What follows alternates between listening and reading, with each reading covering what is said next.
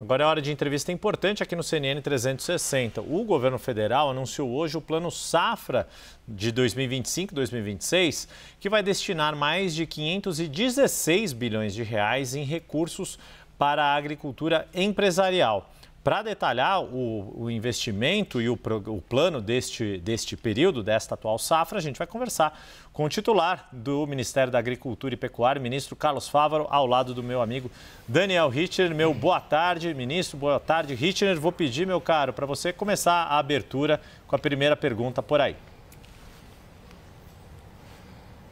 Yuri, muito boa tarde para você, boa tarde a todos no 360 e um agradecimento ao ministro da Agricultura, Carlos Fávaro, que está fazendo a gentileza aqui de nos atender. Obrigado, ministro. Legal. Hoje o ministro participou, protagonizou o lançamento do Plano Safra 2025-2026. Eu até trouxe esse folheto aqui comigo porque tem as tabelinhas aqui com as taxas de juros que estão um pouquinho mais salgadas. Teve uma variação para cima de 1,5 a 2 pontos percentuais em cada uma das linhas do Plano Safra, porque a Selic aumentou. O senhor ressaltou durante o discurso que a Selic há um ano estava 10,5% ao ano, hoje está em 15%.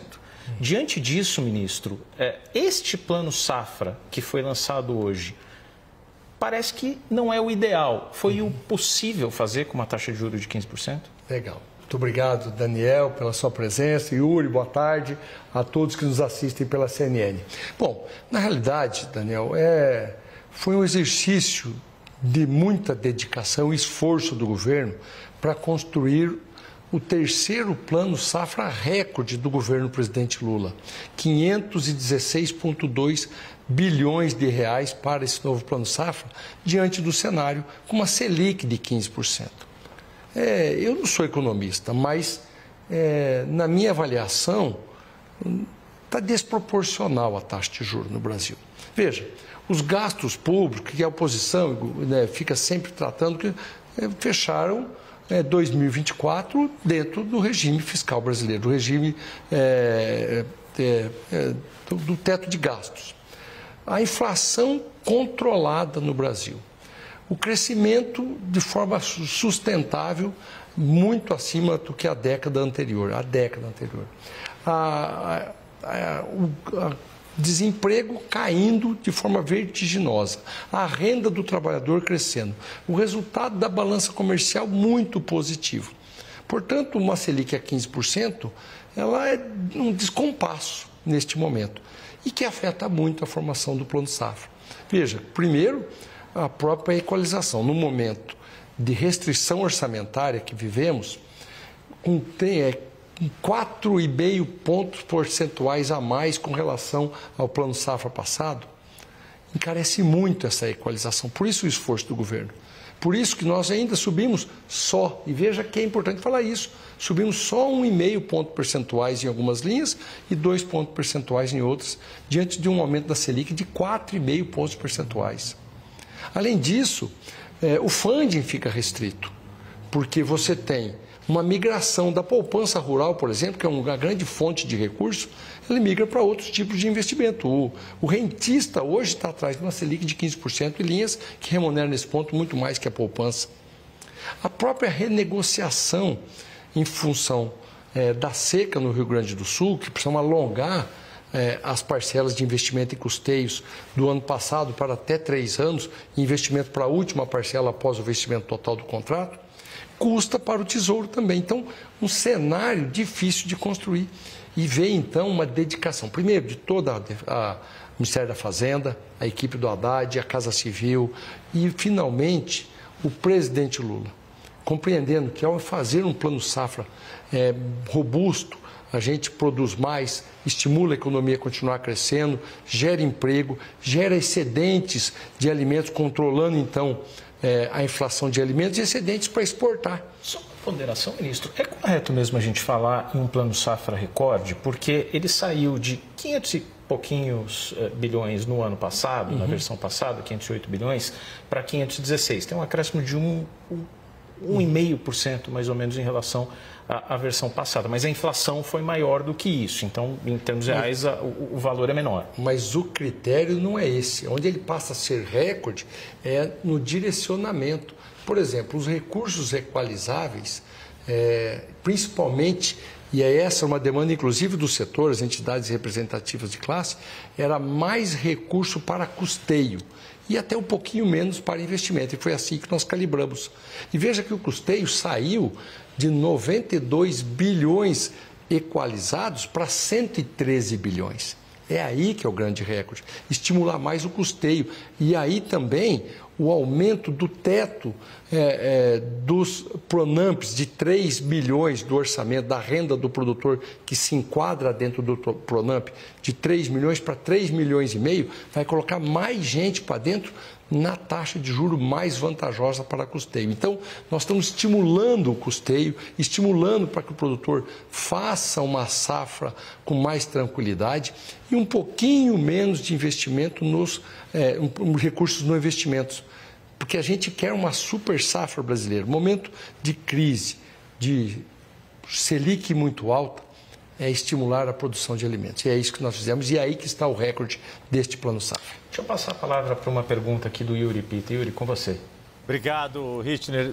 Ministro, deixa eu aproveitar o fato de que o senhor está ministro e é senador da República. A gente está vivendo um contexto político que afeta, inclusive, a pasta do senhor. Por exemplo, a tramitação da medida provisória que passa a tributar a LCA, que é também um instrumento importante de financiamento do crédito agrícola. Como é que o senhor, da perspectiva de quem está no Executivo, mas tem mandato no Legislativo, está vendo esta situação de conflito entre governo e Congresso e como isso pode ajudar ou atrapalhar a área da agricultura diante, por exemplo, de uma tributação de um investimento que antes era isento e que ajuda a financiar o setor agropecuário como a LCA e da perspectiva de que agora, com a ação da AGU no STF, o Congresso, diante dessa história do IOF, também está ainda mais ressabiado na relação com o Palácio do Planalto. Bom, primeiro eu espero, viu, Yuri? Boa tarde. Espero que a gente possa voltar a ter um diálogo profícuo, de alto nível, para o bem do Brasil entre os poderes. É fundamental esse diálogo e o governo está sempre aberto a isso. É importante dizer também que a Selic desproporcional, como está hoje, ela causa esses destemperos. Primeiro, o Brasil está se tornando um país de rentistas.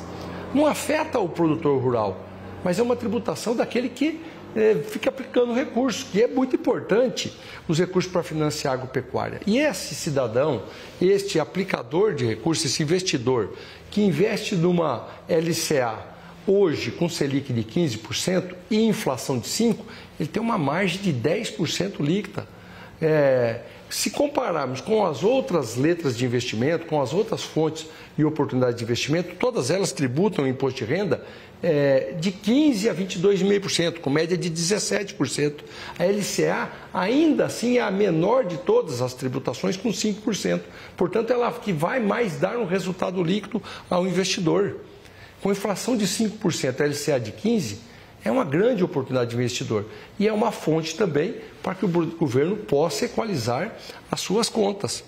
Os efeitos colaterais desta Selic a 15% que a gente precisa ajustar. Mas também é importante dizer que não afeta nesse plano safra, porque ela entraria em vigor só no ano que vem. Então, tudo aquilo que está se captando, investindo nas LCAs hoje, continuam formalizando um importante recurso para o plano safra. E é importante dizer também que a LCA, para já evitar qualquer tipo de contraponto errado, a LCA ela é equalizada porque ela vem com o estímulo do governo, com a isenção tributária e o direcionamento, que levamos a 60% dos recursos captados na LCA para financiar esse plano safra. Então tem a intervenção direta no governo e por isso ela foi tão importante para esse plano safra. Richtner, deixa eu pedir para o Pedro Venceslau se juntar a nós aqui na entrevista e poder fazer uma pergunta ao ministro da Agricultura e Pecuária, Carlos Fávero. Pedro Venceslau. Boa tarde, ministro. Eu soube que a cúpula da Frente Parlamentar do Agronegócio, o FPA, não participou do evento de lançamento do Plano Safra. Queria que o senhor falasse para a gente como está essa relação com o agronegócio e como eles receberam o lançamento do plano. Olha, eu não sei, essa pergunta, Pedro, boa tarde a você. Essa pergunta deve ser feita à frente, mas a relação está muito boa, a gente consegue dialogar. Agora, também é fato que muitas vezes politiza os assuntos. E aí, quando politiza, a gente fica um pouquinho mais atrás. Mas é importante, a gente está sempre conversando. Talvez, se deixar de lado o debate político, a gente vai entender que todos temos que trabalhar pelo bem da agropecuária brasileira. O governo está fazendo isso, está superando os desafios orçamentários e de uma Selic muito alta para continuar estimulando, para batermos recorde tanto no Plano Safra, mas principalmente com as bênçãos divinas, que temos clima bastante favorável e a gente comemore todos os brasileiros uma super safra em 2026. Ministro, sua antecessora aqui no cargo, a senadora Tereza Cristina, de Mato Grosso do Sul, do campo de oposição, de direita, fez críticas ao senhor e ao Plano Safra. Ela disse, olha, o ministro está anunciando aqui um Plano Safra que supostamente é recorde, mas não é executado.